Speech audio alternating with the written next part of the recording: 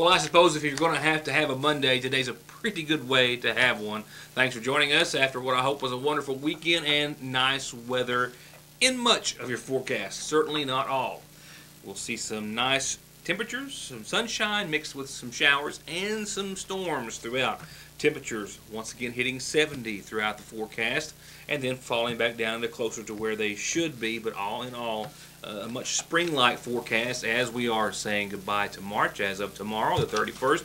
And then, of course, this weekend is Easter weekend, and I'll have a glimpse as to what your Easter Sunday forecast will be. Of course, that will determine, or maybe not, what a lot of folks will be donning as they go out to go to church, hunt, or hide some eggs, or any or all of the above. Now, an appointment in Lexington had me on the road till about 2 o'clock this afternoon, so I'm behind the gun. I'll mix up the general flow of things as the program normally is. It's not necessarily a bad thing, just different. So you'll have to bear with me. A lot of news to try to get to in a somewhat hurried format. Checking in elsewhere around the viewing area and with reports that have some sort of a bearing on all of our lives. A report from our state auditor's office says that 1 out of every 3 rural Kentucky hospitals are in poor health themselves. Financial health, that is. State Auditor Adam Edelin has released a special report that's been compiled on the financial strength of Kentucky's rural hospitals. And he says that it's found that a majority of Kentucky's rural hospitals fared below the national average in assessed financial strength, and 1/3 were in what he considered to be poor financial health. The report raises a lot of concerns about maintaining adequate access to health care in rural Kentucky and makes recommendations intended to help rural hospitals as the health care landscape undergoes a rapid and challenging transformation. Edelin said in his report that the importance of rural hospitals just can't be overstated. They provide health care to 45% of Kentuckians, and they serve a disproportionate share of low-income and elderly citizens. In many communities in particular, hospitals are the first or second largest employer and typically pay higher than average wages versus other employers. He emphasized that the report is not a rebuke of Medicaid managed care, Kentucky Connect, or Medicaid expansion, which has resulted in a net gain of jobs, he says, and expanded access to nearly 400,000 Kentuckians. But he says what this report is about is making sure that in rural Kentucky, the newly insured and those who already had coverage have adequate access to health care. He says this study is intended to provide policymakers with a baseline for monitoring the financial health of our rural hospitals and recommendations to help those hospitals adapt their models for delivering health care in the 21st century.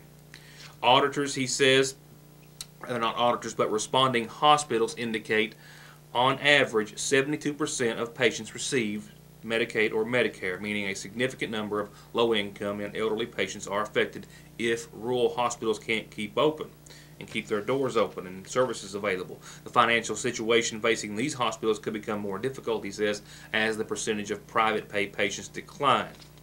Also, he says a few other things concerning the report.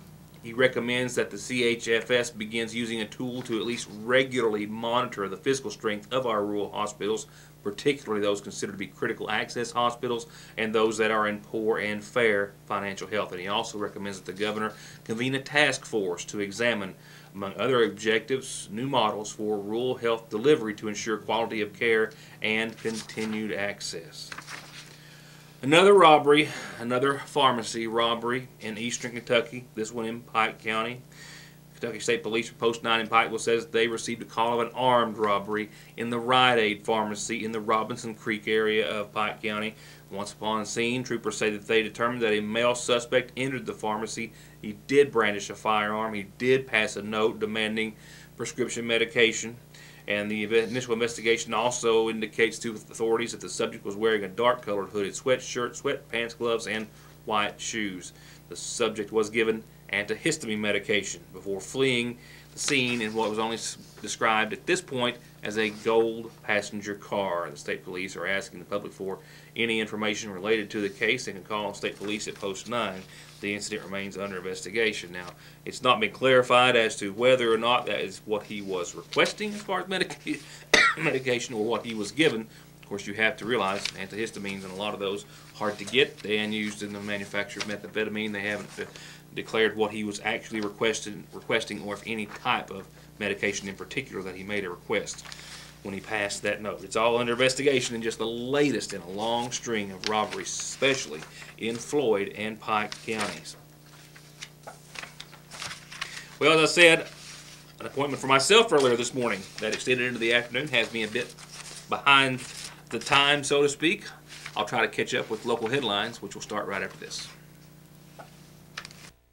To get high-speed internet on their state-of-the-art fiber optic network for all of your home and business solutions, or to watch TV without a contract on over 200 digital channels with superb quality, or stay connected with family and friends with 24/7 telephone service you can always depend on, contact Foothills Broadband today. Or just click on their link to the right to find out how they're working to provide the latest in communications at affordable prices with exceptional service at Foothills Broadband. To continue to change the normal flow of operations around here, let me go on to our community calendar this evening, which is brand new for a whole week and has a whole lot happening as we're still compiling a few of our top headlines and your updated weather forecast. For now, here's your Montgomery County Farm Bureau community calendar announcement, complete with a missing dog, a reward, a whole bunch of birthdays, and a whole lot of things happening as we get ready to welcome the month of April. Long Creek, Punchin, Salt Lick, David, those areas are some of the few that this lost pet could be in since last being seen last week. You might recall seeing the picture here in the program last Friday. I got another message from the pet's family, and they're now offering a $100 reward for the safe return of the animal. No questions asked. If that's the case, they're just desperately searching for their lost pet. 884-5077 is the number if you have any information about the lost pet that they desperately want to see returned back home. Last seen in those areas, or possibly in those areas of Montgomery County.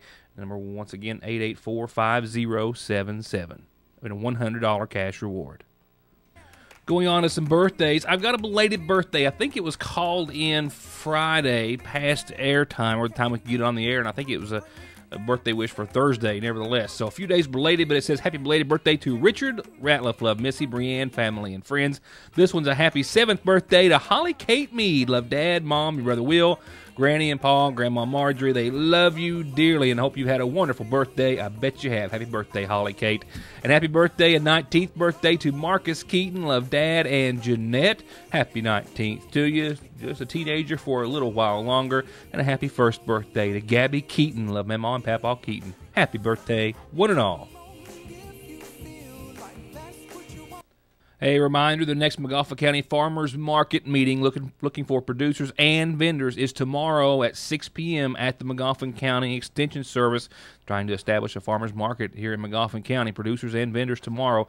The Read Across America events are this week at Montgomery County Schools, tomorrow at North Montgomery at 1, Sagersville Grade School Wednesday at 1, South Montgomery Thursday at 9 that morning. You're invited to come and be a part of the Read Across America. The Cat in the Hat will be there, and Thing One, and a whole lot of other folks too. Communion and foot washing is going to be this Wednesday at 7 at the Stinson United Baptist Church. Their services will start Wednesday at 7 with communion and foot washing, then Thursday, Friday, and Saturday nights at 7, and then sunrise services will be 7 o'clock Sunday morning. Breakfast will follow at the Fellowship Hall, and then, of course, Easter services starting at 11 that morning. Several ministers are going to be involved from all over the state. They hope you'll join them. And the DAV, Chapter 15 in Montgomery County, has their regular monthly meeting set for this Thursday at 6 o'clock at the Community Center in downtown Sagersville. All veterans urged to attend. If you have some questions or want to find out more, call 272-0826. And kindergarten registration starts next Monday in the Montgomery County Elementary Schools. And there's just a bit of a difference here between the three. North Montgomery's is all next week, starting Monday. South Montgomery and Sagersville also start Monday, but run an additional week through the 17th. Children 5 years of age on or before October the 1st can enroll. Parents, call your respective elementary school to find out more. Of course, you'll need to bring a few things with you. Child's birth certificate, social security card, and immunization certificate as well. Before students can begin kindergarten, they are required by law to have a physical, an eye exam, and a dental exam. So you better get on it. You got a few days to get it done. Oh, and this was an exciting one that we're going to be talking about more. A Rail Trail Crew kickoff event. It's going to start at the Royalton Trailhead 1 week from today, 5:30, for 2 hours. The Montgomery County Rail Trail crew for the first weekly biking and hiking event. They're going to have a DJ, give away a bicycle, free T-shirts, and more, all brought to you by the Montgomery County Health Department and the Unite and Safe Coalition here in Montgomery County. I'll talk to you more about that when I've got a little more time. Let me tell you now, if you've got a calendar announcement, birthday or anniversary, this is how you get them to us, besides dropping them off here at the newsroom on East Maple Street in Sagersville. And you can always, of course, catch Your News Today on Howard's Cable, Foothills Broadband, channels 7 and 40 respectively, and yournewstoday.com. And we have changed our uploading process for yournewstoday.com to where it should be up within, we'll say, about a 12-hour period on a routine basis. It's been a new system and a lot of changes still in the mix and just starting around here, so I am trying to get into, to get high-speed internet on their state-of-the-art fiber optic network for all of your home and business solutions, or to watch TV without a contract on over 200 digital channels with superb quality, or stay connected with family and friends with 24/7 telephone service you can always depend on. Contact Foothills Broadband today, or just click on their link to the right to find out how they're working to provide the latest in communications at affordable prices with exceptional service at Foothills Broadband. 2 Floyd County Sheriff's deputies were seriously injured, and I'm awaiting a condition update. Since I just came in so late this evening, I did place a call to Floyd County Sheriff, and we're expecting a call back at any moment. But as of right now, the only information I have to go on, due to my being out of the office, was that there was a female driving a pickup truck who pulled into the path of the sheriff's deputy cruiser. 2 deputies were inside. You can see how serious the collision was. It was a head-on accident. It also happened on South Lake Drive, near East Kentucky Gun and Pawn. We're still waiting word on the conditions of both the deputies as well as the female occupant of the pickup truck, which, according to authorities, may have been responsible for causing the accident in front of, once again, East Kentucky Pond on South Lake Drive. If we have time, I've got just a few moments left. Maybe we'll have an update before we leave you this evening, but at last report, that was the information available. Now, this announcement really excites me, and you might think on the surface after I read it to you it's because that I'm going to be participating. Well, I can barely have enough time to get the show on and halfway keep up here on a daily basis, so this might be a little extracurricular, too extracurricular for me, but what I'm really hoping is that some students out there and some other folks are going to take part in this. This is a wonderful opportunity from the University of Pikeville. Filmmakers from across the tri-state are being invited to submit their work to the University of Pikeville's Film and Media Arts Festival. The program, their Film and Media Arts program, is looking to showcase and reward creative works and original films during its inaugural film festival on the 1st and 2nd of May. The goal of the festival is to promote the art of filmmaking on the U-Pike campus and surrounding areas. Here's how it's going to work. Entries, they tell me, are going to be accepted from professionals and college, high school, and middle school students. Works of all lengths and all types, including documentary, animation, music video, and traditional narrative, are going to be accepted. Entries must be shot in Kentucky, Virginia, or West Virginia, and or filmed by an individual from or currently residing in one of those 3 states. The deadline, though, it's another deadline. April the 15th is the deadline, roughly a little more than 2 weeks from now. You've got that much time to get it in.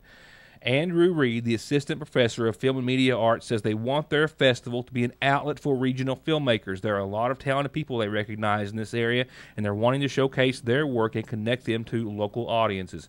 More than $500 in cash prizes will be awarded for Best of Show, Best U-Pike Student Film, and Best of in the Middle and High School and College and Professional categories. Additionally, high school participants will be eligible to receive a scholarship to study film at U-Pike. Parents, I said scholarship. Go prod that child into putting something together if they don't have something to submit already.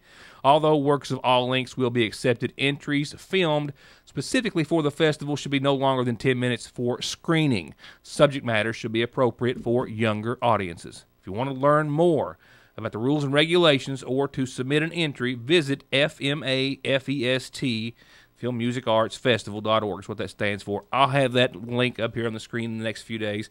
Get to work. I'll remind you about it. We'll try to get somebody from UPike. We have some, actually, I've got a date already on the calendar between now and then to be at UPike, so we'll try to talk to someone about that then. Screenings will be held in the Booth Auditorium, the Record Memorial Building on the university's campus. Get to work. This is a great opportunity, and I'd like to see a lot of submissions, a scholarship, and cash prizes. And a brief induction ceremony yesterday at the Magafa County High School is something that I was very excited and welcome to see. They have brought the Beta Club, back into the Magafa County schools. With an absence of a few years, it had been a long staple of education in the Magafa County High School system and study. Beta is an academic honors program with a strong emphasis on community service. You can see why I was there, but of course I did pick up some footage, and then my being out today gave me a perfect time to mention the fact that they are bringing Beta back to Magafa County High School. Traditionally, Beta students are awarded membership based on their grades or test scores. There are more than 490,000 active Betas in the senior and junior divisions and over 6.7 million alumni. In Magafa County High School, a 4.2 GPA is required. I didn't even have a 4.2 when I was in high school. To promote the ideals of academic achievement, character, service, and leadership among elementary and secondary school students is their mission statement. In achievement, they hope to recognize and honor high school academic achievement. They prepare young people for life and empowering them to be successful, develop the leaders for tomorrow, and demonstrate their motto, which is let us lead by serving others. Dalton Howard is Vice President, Cody Mullins Vice President, Amanda Ward Secretary, Sydney Hale Reporter, and there are also junior, sophomore, and freshman representatives. And while it's academics that is their stronghold and their force behind Beta and the reason for them even being in existence and helping to serve so many students across America, well, they also do a lot of other things. And back in the day, one of the big highlights of the year was the Beta Show. And this grainy film footage shows what some of us look like. That is another face that you see on the show on a nightly basis briefly. Our own local attorney, Don Wayne McFarland. Oh, and I can't believe I'm going here. And while I didn't have much of a strut, I had the nerve to pull off that sequin gown. It's not Thursday, but wow, what a throwback. And I think I tried to find this footage once before. I don't think I got to show it. And if I did, once is enough, twice is definitely more than enough. And with all of that said, I've got an interview that I just couldn't get wrapped up. We'll have it on tomorrow's program. Remember, you can always catch programming the following day on yournewstoday.com. Let me wrap it up with your Licking Valley RECC forecast. With a low tonight of 38 degrees after a beautiful 66-degree day today, and it almost felt a little nicer than out there. I mean, it was just gorgeous, start to finish. I was on the road most all day, but I did get to put the window down and enjoy a little bit of it. And a nice evening in store. Tomorrow we'll see 70 degrees. Without a doubt, I think we'll see 70 degrees. Breezy conditions. Looking for those west-southwest winds, maybe 10 to 15 in the morning, but gusts upwards of 25 miles per hour at times. They'll start to die down to 5 to 9 after midnight tomorrow night, but still partly cloudy and a light wind from the west-northwest tomorrow night. Midweek, we'll fall back 64 degrees, a low of 45, sunny skies, and clear and calm. The forecast has a 10% chance of showers and Wednesday's mix, but we're talking about after 5 a.m., so I just dropped it out of there. Really, Wednesday, pretty much almost like today, nearly as mild. Thursday, partly sunny, and then look where we pick up. We've got more warm air surging in to the tune of 76 degrees, give or take. With that, we have to pay the price. And with that, we have showers and storms. 76 for the high, 58, partly sunny, showers and storms developing and intensifying into Thursday night, and then definitely into your Friday across the board. The warm air will stay in place, as will showers and storms from start to finish. Saturday Saturday, we'll see the chance of those showers early in the morning, but things will calm down, and that cold front will cool things off. 54 degrees on your Saturday and a 30% chance of showers. Clear skies Saturday night, 37, and we'll be closer to the low 60s by Sunday as well. Your Easter Sunday forecast, I know I'm ahead of my graphics, but I'm just so far behind. Easter Sunday, I have 63 degrees and mostly sunny, 42 for that low that night. So, a nice day. Not 70s, but not rainy, not windy. 63 and mostly sunny on your Easter Sunday. Now the graphics are lagging behind, but it's Monday in more ways than one around here. Thank you so much for being a part of the program. We'll see you back here tomorrow night for much more of your news today. Good night, and thanks for watching.